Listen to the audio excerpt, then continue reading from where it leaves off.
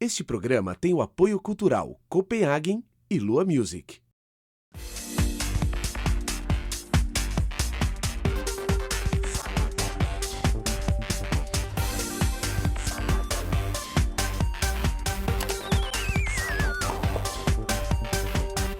Hoje eu recebo aqui no Sala da Net o sócio-diretor do Grupo Talent e autor dos livros Pequenas Agências, Grandes Resultados e, mais recente, Abri Minha Agência e Agora. Bom, para esclarecer tudo isso para a gente, estou aqui com Antônio Lino Pinto. Tudo bom, Lino? Tudo bem, muito obrigado por ter me convidado. Faz tempo que eu queria aparecer aqui. Então, a gente tem muita coisa para esclarecer para quem é publicitário e também para quem não é, porque eu acho que seus livros falam de qualquer tipo de empresa, né? Especificamente para a publicidade, que é o seu negócio, mas qualquer pessoa que queira ter orientação, os livros são bem didáticos, né? São bem simples, que qualquer um pode entender, e muito importante para você que quer ter uma empresa, já tem uma empresa, ou está pensando lá no futuro, está começando a estudar agora, né, Lino? Então eu queria que você dissesse, assim, você é um publicitário? Sou publicitário, depois de 33 anos no mercado, né? Então, mas eu caí meio de paraquedas no Então, no como mercado, é que aconteceu para você? Eu sei que você estudou administração, Então, eu contabilidade. trabalhava numa metalúrgica e uma vez deparei com um anúncio que precisava de um diretor financeiro para uma agência de publicidade. Peraí, mas você era já o gerente financeiro? Não, era diretor financeiro. Diretor financeiro. E era para, ao invés de mandar currículo, era para telefonar e marcar entrevista. Se tiver que mandar currículo, eu não teria conseguido ser contratado, porque eu nunca tinha trabalhado em agência. Né? Mas então, já pediam que fosse alguém tinha com obrigatoriamente que tinha que ser de agência. Sabendo que tinha que ter experiência, então, mas na minha área, você teve vontade? Tive vontade, e na minha área também não independe do tipo de atividade, né? Então, a administração, tanto faz uma empresa ou outra, em pouco tempo você pega toda essa facilidade de entendimento do mecanismo, né? Então... E como é que foi? Foi quando descobriram que você não era um publicitário? E depois de 15 dias ele me chamou de volta. Aí eu tive uma entrevista com o Júlio Ribeiro. E daí pra frente foi só coisa boa. E o que você acha? Peraí, mas o que você acha que acontece, por exemplo, você não era o perfil do que eles estavam procurando. O que acontece para alguém que tem a coragem, né, e o atrevimento de chegar sem ser aquilo que estão procurando e a pessoa consegue levar? O que acontece aí? Que tipo de imagem essa pessoa tem que passar para convencer? Primeiro, acho que você precisa ter confiança no que você está se propondo. Eu acho que eu tinha, naquela época, 27, 28 anos, e eu tinha convicção de que eu era uma pessoa com muitos conhecimentos da área financeira, administrativa, contábil. Então, eu tinha condições de disputar com qualquer pessoa. Então, acho que o conselho maior das pessoas... Porque normalmente me perguntam, né, qual é a melhor profissão? Não existe a melhor profissão. Existe aquela profissão que você consegue se adequar, que você goste, e a partir daí fica tranquilo, né? Não adianta, engenharia é o que mais paga hoje. Aí o cara gosta de direito e vai estudar engenharia, não vai ser um bom engenheiro, né? Então não tem jeito. Você tem que fazer aquilo que você gosta. E com o tempo, automaticamente a pessoa aprende, né? Vai se adaptando, né? O aprendizado até hoje eu aprendo, né? A história do livro foi típico, né? Então, o que aconteceu? O que te estimulou, né? Te inspirou para escrever esses livros? Comecei a trabalhar no sindicato como voluntário, como diretor, depois virei presidente do sindicato, das agências de propaganda. Porque assim, eu sei que você é presidente de um, diretor do outro. Nós temos nós temos duas entidades fortes, a FENAPRO, que é a federação. A federação congrega todos os sindicatos do Brasil, são 25 sindicatos. Aqui em São Paulo eu fui presidente do sindicato e continuo até hoje como diretor. Aí me convidaram para a FENAPRO, eu também estou há uns 15 anos lá, não saio mais, não consigo. E recentemente, os últimos 2 mandatos, eu tenho na ABAP, que é a Associação Brasileira das Agências de Propaganda também. Eu sou vice-presidente da área de gestão. Aí quando eu comecei a participar no sindicato, a gente sentiu necessidade de fazer alguns cursos lá. E aí falaram, você conhece bem finanças, por que você não faz? Eu falei, eu não sei fazer palestra, né? Eu acabei cedendo. Não sei, mas hoje você faz bastante. E aí né? fui em Brasília, cheguei lá, a primeira que eu fui fazer, eu cheguei lá, tinha 300 pessoas no auditório, e eu lá no alto ainda, que é pior, né? Porque quando você tá no mesmo nível, é tranquilo. E aí jurei, falei, não, eu vou caprichar mais. Aí fui fazendo, e a história do livro surgiu depois. Eu tenho uma amiga que é psicóloga, terapeuta, e ela sempre falou, não, você devia escrever alguma coisa, porque você fala bem, não sei o que. Eu falei, imagina, não tem nada, eu não consigo, nem penso. Aí, passados uns 2 anos, eu me toquei que eu tinha um material, que era da palestra, porque eu fui ampliando, né? A palestra demora mais ou menos 3 horas, 3 horas e meia. Porque eu sempre fui atrás de perguntar se tinha mais alguma coisa e tal. E eu ia anotando, eu ia acrescentando na palestra. Aí deu esse livro. Esse primeiro o livro, primeiro, é. Pequenas Aí eu Agências, fiz Grandes também meio Resultados. assim, falei, vai servir como um material para me entregar na palestra. Tudo. Só que acabou virando um sucesso enorme, porque sem querer descobri que é o primeiro livro que fala de gestão em agência. Depois de 100 anos de propaganda no Brasil, eu podia ter caprichado mais, eu podia ter incluído mais coisas. Eu falei, agora eu preciso fazer outro, né? E aí 1 ano e meio depois eu fiz esse segundo. Abri minha agência agora. Que na verdade nesse primeiro tinha muita coisa da palestra, que eram coisas mais técnicas que a gente fala, desde como é que calcula imposto de renda, até como é que faz uma emissão de nota fiscal. As pessoas que procuram as suas palestras são sempre pessoas mais da área administrativa. Mais né? financeira. Financeira. No mercado, nas agências menores, em outras cidades no Brasil, vão muitos donos, né? Porque as empresas são pequenas, né? Normalmente tem 10, 15 funcionários. Aí o segundo livro eu coloco uma coisa mais empresarial mesmo, né? Desde escolha de sócios, o acordo de cotistas, business plan, né? Se alguém quiser abrir alguma coisa. Eu achei que esse livro é um livro que, assim, qualquer pessoa que não é do mundo publicitário e realmente quer ter uma empresa ou já tem, pode aproveitar muito, porque está bem explicado. Né? E assim, os conceitos de gerências, né, de gerenciamento de empresas, eles são universais, né? Então, na área de serviço, tanto faz ser publicidade como ser direito, medicina, né? Então não tem muita dificuldade não. E tem gente que consegue manter uma empresa por anos e com relativo sucesso sem ter muito conhecimento? O problema do Brasil, até coloquei nesse primeiro livro, a mortalidade das empresas é quase 30% no primeiro ano. Depois de 5 anos, 67%, 68% das empresas desaparecem. Isso é uma pesquisa do Sebrae que ele faz regularmente e eles têm pelo menos 4 pontos. Desconhecimento do negócio, falta de habilidade no gerenciamento, divergências de sócios, o outro é conjuntura econômica. Conjuntura econômica, desde que eu não nasci, já é um problema sério, então nem deveria ser mais... Então, o principal mesmo é desconhecimento do negócio, falta de capital de giro, né? As pessoas já entram endividadas, já esperando lucro no mês seguinte, e aí tem uma série de problemas. Muitas vezes a pessoa monta uma empresa em desespero, né? Não domina bem o mercado. A gente tem isso no mercado publicitário. Vários garotos terminam a faculdade, junta 4 amigos. Aquele que é o que malhava todas as meninas, ele já seleciona para ser o diretor de vendas, né? Porque ele fala bem, ele vai conseguir vender. Depois que começa a trabalhar, descobre que... Como é que eu fui acreditar nesse cara aqui que era tão bom lá na faculdade, no bar, e depois, né, não tinha... Mas, então eu coloco isso no livro. Você não precisa ser amigo para ser sócio, né? Você precisa encontrar pessoas que te complementam. É melhor não ser, melhor né? não ser. Porque a amizade, acho Só que não acaba pode ser criando inimigo, uma né? liberdade que invade. Você precisa né, ter, realmente, são pessoas que gostam do mesmo princípios teus, éticos, de proposta de negócio, né? Então, a partir daí fica mais fácil. No caso do Boni e do Walter Clark, que foram as figuras importantíssimas da televisão brasileira, depois teve uma entrevista do Walter Clark na Exame, há muitos anos atrás, ele já faleceu. O repórter perguntou como é que era a relação dele com o Walter Clark, com o Boni. Ele falou, a gente se dava bem e tudo, mas vocês saíam, nunca fomos na casa um do outro. Uma empresa de muito sucesso, mas necessariamente você cruza, oi, como vai?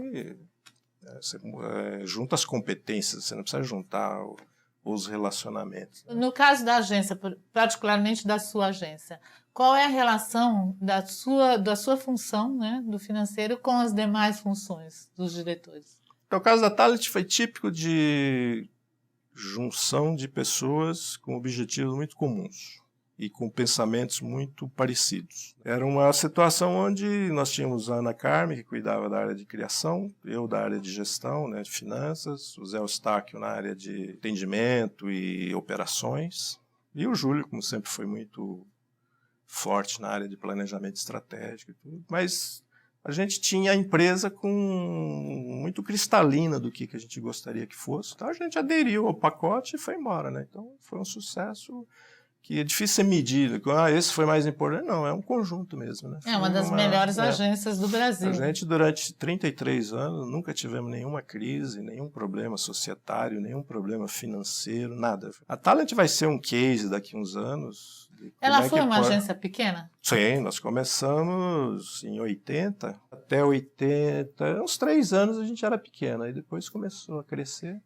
Porque aqui, ó, pequenas agências, grandes resultados. Quando uma pequena agência tem grandes resultados, ela continua sendo uma pequena agência? A gente chama de pequenos aí o tamanho da receita, né? Nós temos mais ou menos no Brasil umas 10 mil agências de propaganda. Provavelmente as 100 maiores devem representar 80% de toda a receita. Agora, uma agência que em São Paulo você considera pequena, ela na cidade onde ela está, ela é a maior agência do local. Mas assim, acontecendo os grandes resultados, ela vai ficar muito pouco tempo pequena. Ah, provavelmente, porque você tem realmente espaço. Você tem mercado lá suficiente para surgir dali uma grande agência, né? E aí os objetivos são claros, né? Eu quero ser grande, pronto. Já é um caminho para ser seguido, né? E aí como é que eu faço para ser grande? Tem que batalhar muito, né? Trabalhar bastante. E você faz consultoria? Independente da sua agência? Não faço. Alguém já te pediu para fazer consultoria? Eu faço muita coisa para amigos, mas eu não cobro nada. Porque eu fico mais à vontade. Né? E se eu tiver que fazer estruturalmente para cobrar, aí eu tenho que ter mais tempo, eu tenho que... Né, se dedicar muito mais. A gente não tem muito tempo. Então. Às vezes as pessoas me ligam, aquela dica que você me deu lá 2 anos atrás, eu nem lembrava mais. Está funcionando. Está funcionando, que bom. Né? Lino, nós temos pergunta aqui de uma pessoa que está interessada em abrir uma empresa. Vamos lá ver? Olá, Lino. Meu nome é Fernando Doro, tenho 35 anos de idade e estou abrindo agora uma empresa para importação de bebidas. Gostaria de saber qual a sua dica. Se você pudesse dar uma única dica para a gente ser bem sucedido, qual seria? Pergunta difícil, viu, Fernando? Mas a gente pode resumir aí em 3 ou 4 pontos principais, né? Primeiro, precisa conhecer bem o mercado, onde você vai atuar ou pretende atuar. Tem que dominar bem. Precisa ter capital de giro, né? Que é para poder bancar esses custos por um período, pelo menos 1 ano, que nem sempre você consegue ter resultados imediatos. O importante também começar com algum sócio, que é uma maneira de dividir as responsabilidades, o sucesso. Mas o principal mesmo é gostar daquilo e entender aquele mercado onde se quer atuar. Como você estava falando anteriormente, o número de agência ou de empresas que fecham depois de 1 ano, depois de 5 anos, é bem grande. Então, quais são os erros que mais acontecem? O principal é o desconhecimento do negócio, onde se está atuando. Entram no negócio pensando, bom, deve ser um mercado muito bom, e depois descobre que ele não tem o domínio suficiente, tem muita concorrência em todo tipo de atividade, e falta de planejamento, né, estratégico, de business plan, por exemplo, de conhecer bem regionalmente aquele mercado, saber quem são os concorrentes, né, então... Vai abrir uma padaria, tem que estudar, tem que fazer um business plan. Né? O business plan, o que é? Você dá uma olhada no mercado, naquele espaço, vê os concorrentes, potencial compras. Às vezes você vai montar, por exemplo, uma lanchonete, dependendo do lado da rua, faz toda a diferença, por problema de acesso, por uma série de coisas. Então, são estudos que as pessoas que estão na área têm mais facilidade de desenvolver. Mas tudo, você vê, uma loja de sapato bem sucedida, abre ali naquela rua, não tinha nenhuma, de repente tem um monte.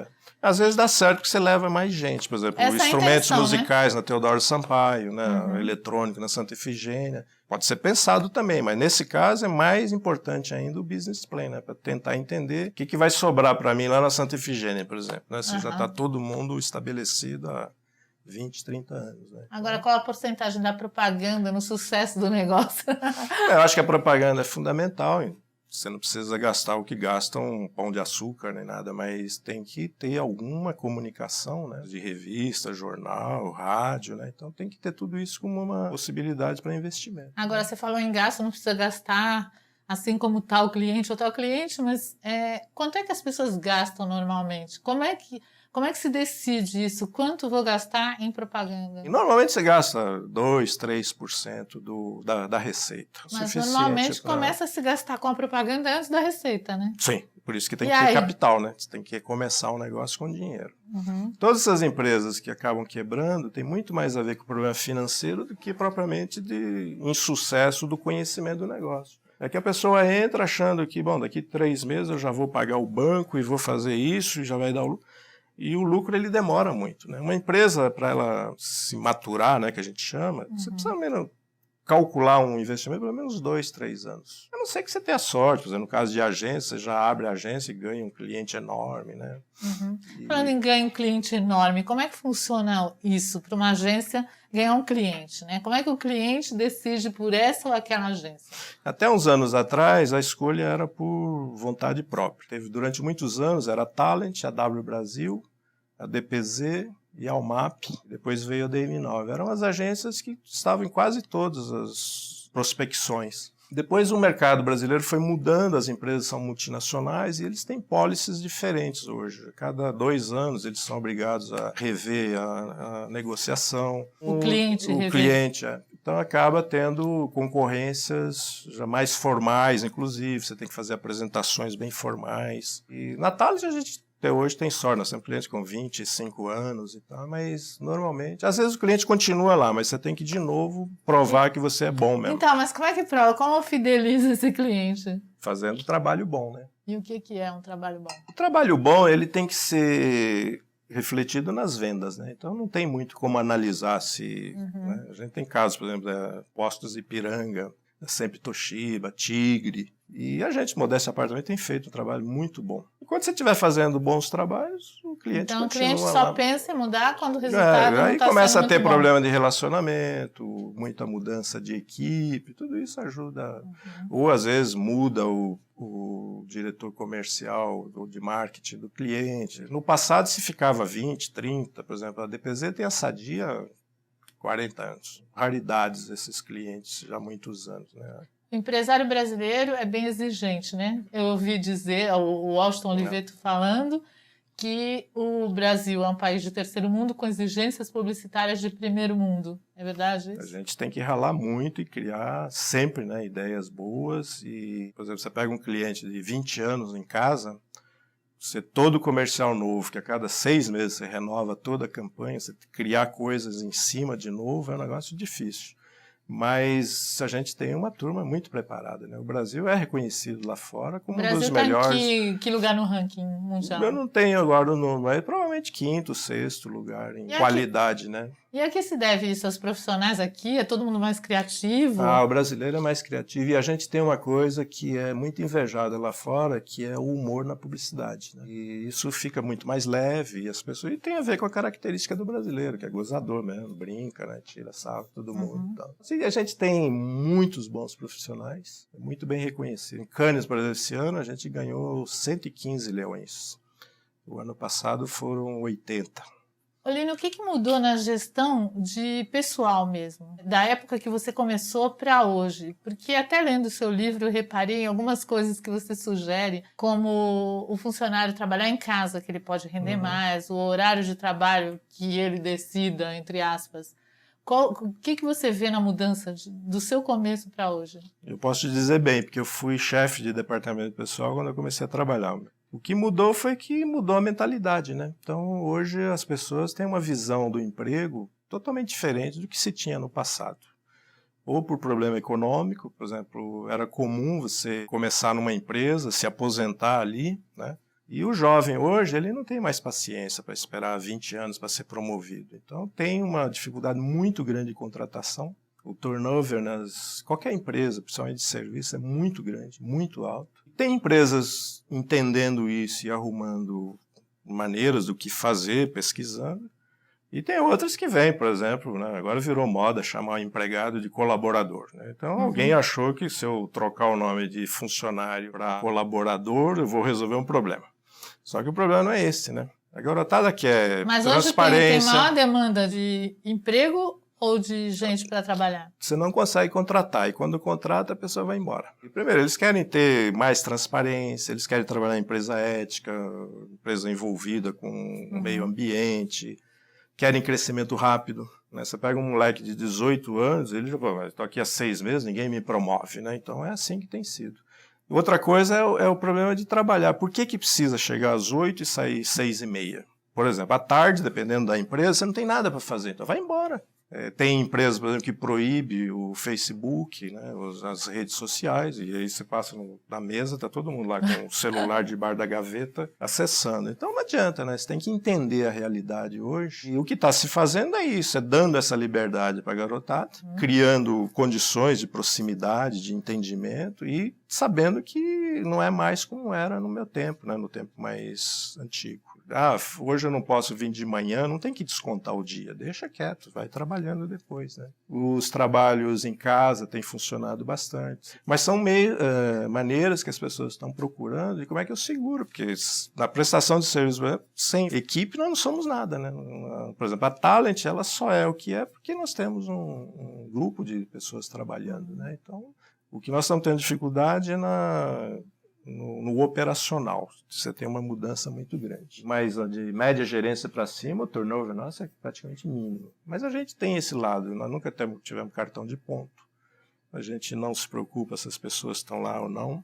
Nunca tivemos nenhum problema de entrega. E a gente faz um trabalho muito importante. Então as pessoas se sentem orgulhosas também. Nós temos participação nos lucros, enfim, todo mundo sabe da importância, né? Então, o universo da propaganda é muito diferente do resto, né? Porque o que se ouve é que ainda existe uma procura por emprego e muito mais gente do que trabalho. O que tem hoje é desqualificação.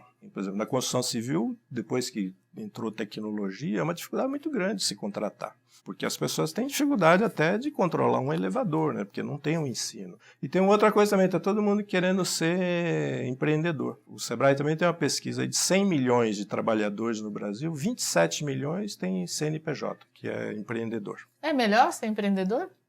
Depende da atividade que vai se fazer, né? Às vezes, o empregado você ganha mais do que ter um negócio, com dor de cabeça, dívida, problema com sócio, problema com funcionário. A gente teve experiência disso. São poucos os publicitários que abriram agência que se deram bem, né? Recentemente. Sim. Como é que foi para vocês naquele momento do Plano Collor, por exemplo, um momento de crise? Como é que vocês driblaram aquilo? Então, isso aí até o Júlio escreveu o prefácio para mim, eu fiquei até meio emocionado, porque eu nem lembrava, mas ele lembrava. A gente acordou com 20 mil dólares, sei lá quanto que era. Foi um pânico geral, todo mundo apavorado. A gente chamou todo mundo e disse, nós não vamos dispensar ninguém.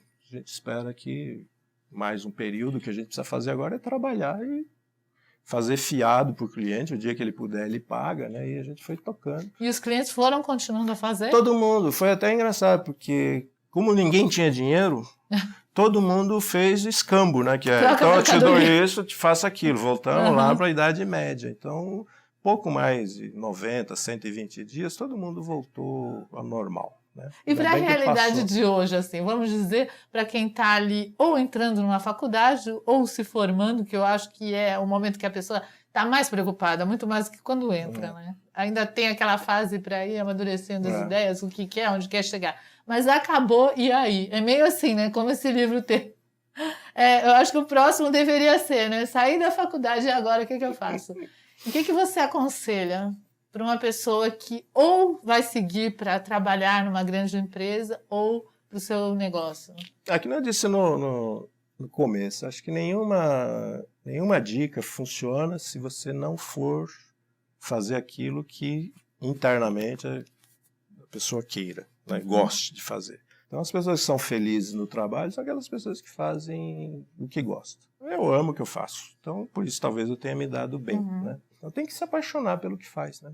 Com paixão, o resto se aprende, né? Porque a paixão e a disposição para trabalhar, a partir daí tudo funciona, né? Embora a gente sabe que hoje as coisas estão muito mais difíceis, evidentemente, né? Você tem um nível de concorrência muito grande. No mercado publicitário, por exemplo, os 4 maiores grupos de propaganda do mundo, eles compraram praticamente todas as agências, né? Isso é bom? tem um lado bom que mostra que o mercado nosso, boas perspectivas de futuro, porque eles estão comprando, estão fazendo negócio. Agora, fica mais difícil, sim, para o pequeno, né? Então, E todo cliente quer ir para uma agência grande, não é? eu acho que não, viu? Não? Não. Eu acho que o cliente, ele também tem essa sensação de que o que vale para ele é a qualidade que está sendo entregue e o relacionamento. Porque a gente vive de relacionamento. Não adianta querer achar uma agência muito profissional e que ela é boa, né? Mas de repente você não tem essa familiaridade. Porque o trabalho de publicidade, ele tem que ter um vínculo afetivo com o anunciante e a agência. Também um tem que entender o que o outro está querendo, é um né? relacionamento muito próximo, né? De contribuição de um com o outro. Então, Agora, uma coisa que eu achei interessante que você cita no seu livro é a sorte. tem que ter Eu sorte, acho até interessante, porque é uma pessoa que pensa racionalmente, né? Que escreve tudo no 2 mais 2. Eu até citei a frase do Nelson Rodrigues, né? Que ele diz que você precisa ter sorte até para chupar um chicabom, porque senão você pode se engasgar com o palito, ser atropelado pelo carrinho de sorvete, tudo. Então tudo tem que ter sorte, né? E acreditar em alguma coisa espiritual, né, que te ajude, enfim. Então você acredita nisso? Acredito bastante. E quando que a sorte e entra no agradeço negócio todo dia. aí? Eu não sei. Para mim, eu sinto que eu tive muita sorte, tive muita ajuda. Só tem sorte quem merece ou tem sorte aleatoriamente? Como é que é? Aí já não sei. Aí você tem que ver lá por cima, não tem. Tem uma conversa. Mas eu acho que é quem merece, viu? Quando você faz coisas muito bem, né, com decência, com ética, com respeito ao outro, é evidente que os fluidos vão, né, muito mais do teu lado, né, do que uma pessoa que não reconhece o outro, não tem um bom relacionamento. É evidente que a gente percebe isso com pessoas, às vezes, tem pessoas que se transformam em amigo imediatamente, outros têm uma dificuldade. Então, depende do astral também, né? Até para atrair clientes e tudo mais, não é? Essa não é uma receita? Quanto mais você tem um bom astral, mais você consegue ter uma facilidade, né? Olha, parabéns pelo seu sucesso no grupo, né? Na agência, que é uma das melhores do Brasil. Parabéns pelos livros. Porque eu li e vi que realmente é muito bom para você que está estudando, para você que já tem uma agência, quer ter, ou uma empresa mesmo, né, Lino? É super indicado, viu, gente? Agora eu tenho um presente para você. Opa, presente eu adoro. Copenhagen.com.br, os melhores chocolates. Você aí que está morrendo de vontade de comer um chocolate da Copenhagen, entra no site, vê tudo que tem de gostoso e corre para uma loja. Muito obrigada, Lino. Parabéns. Eu que agradeço. Mais Obrigado uma pela vez. Copenhagen, pelo presente e a você. E fico muito honrado de aparecer aqui. Porque... Eu quero me consultar aqui, né? Saber como é que essa empresa, como é que vai essa empresa, né? Como é legal. que a gente faz para crescer, né? Muito Será obrigada um prazer mesmo. quando você precisar. Beijão para você. Beijão para você. Este programa tem o apoio cultural Copenhagen e Lua Music.